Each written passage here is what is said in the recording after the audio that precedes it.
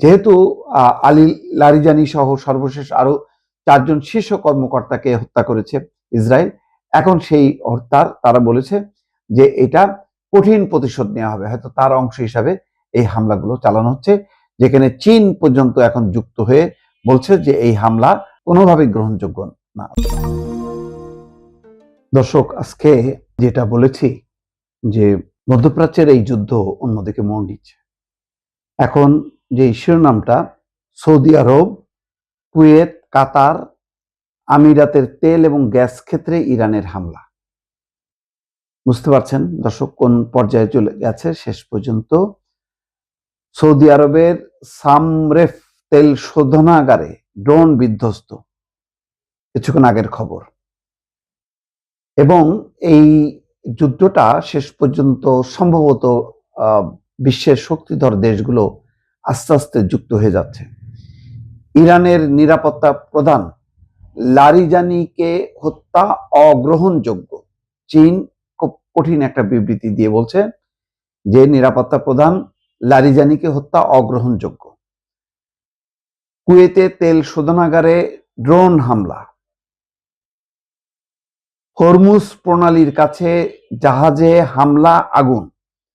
তার মানে হরমুজ প্রণালীতে নিয়ে যে একটা টানাপোড়েন আমেরিকার সাথে ইরান বলছে কোনো তেলবাহী জাহাজ চলতে পারবে না, পশ্চিমাদের তেলের জাহাজগুলো। পরিষ্কার কথা, এখন আগুন লেগে গেছে। কি কারণে আগুন লাগছে তা পরিষ্কার না। এর আগে আমেরিকা বলছিল যে হরমুজ প্রণালীর কাছে ইরানের একটা ঘাঁটি ধ্বংস করা হয়েছে, কিন্তু ভোরে জাহাজে হামলার পর, তার মানে হামলা হয়েছে। সংযুক্ত আরব আমিরাত উপকূলে বৃহস্পতিবার ভোরে একটি জাহাজে হামলার পর সেটিতে আগুন ধরে গেছে। যুক্তরাজ্যের মেরিটাইম ট্রেড অপারেশনস এই তথ্য নিশ্চিত করেছে। সংস্থাটি বলছে জাহাজটিতে অজ্ঞাত একটি বস্তু আঘাত এনেছে, এতে সেখানে অগ্নিকাণ্ড ঘটেছে। তার মানে ইরান যুদ্ধ শুরু থেকে পর্যন্ত 20টির বেশি জাহাজে হামলার ঘটনা কিন্তু ঘটলো।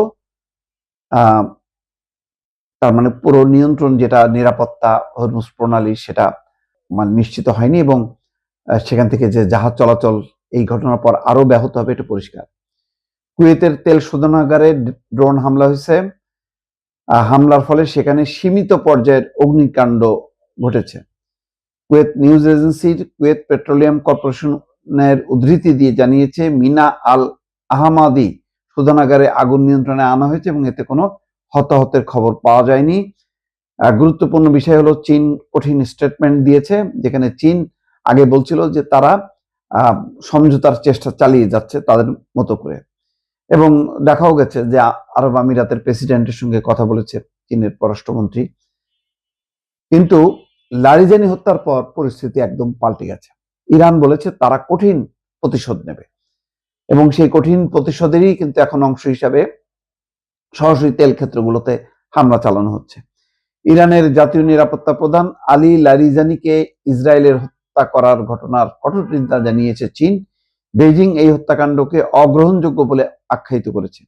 চীনের পররাষ্ট্র মন্ত্রণালয়ের মুখপাত্র লিন জিয়ান এক সংবাদ সম্মেলনে বলেছে, আন্তর্জাতিক সম্পর্কের ক্ষেত্রে আমরা সবসময় শক্তি প্রয়োগের বিরোধিতা করে আসছি। ইরানের রাষ্ট্রীয় নেতাদের হত্যা এবং বেসামরিক লক্ষ্যবস্তুতে হামলার ঘটনা আরো বেশি অগ্রহণযোগ্য। সৌদি আরবের সামরেফ তেল শোধনাগারে ড্রোন বিধ্বস্ত। সৌদি আরবের ইয়ানুব বন্দরে সৌদি আরামকো সামরেফ তেল শোধনাগারে একটি ড্রোন বিধ্বস্ত হয়েছে। দেশটির প্রতিরক্ষা মন্ত্রণালয় এটি নিশ্চিত করেছে। মন্ত্রণালয় জানিয়েছে এই ঘটনায় কি পরিমাণ ক্ষয়ক্ষতি হয়েছে তা বর্তমানে মূল্যায়ন করা হচ্ছে। এই ঘটনা নিয়ে তাৎক্ষণিক বিস্তারিত কিছু জানা যায়নি।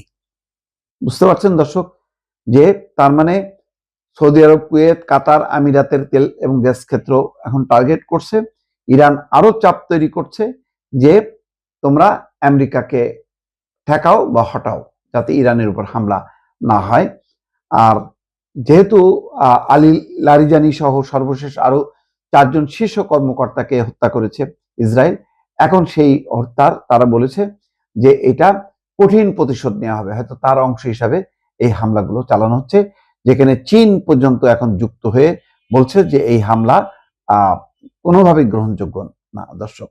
তার মানে সংকটের আর একটা মাত্রা আমরা দেখতে পাচ্ছি, যেখানে এতদিন পর্যন্ত আমেরিকা যুক্ত ছিল ইসরায়েল সহ, এখন চীনও ঢুকে গেল। রাশিয়ার অবস্থানটা এখন পর্যন্ত জানা যায়নি দর্শক।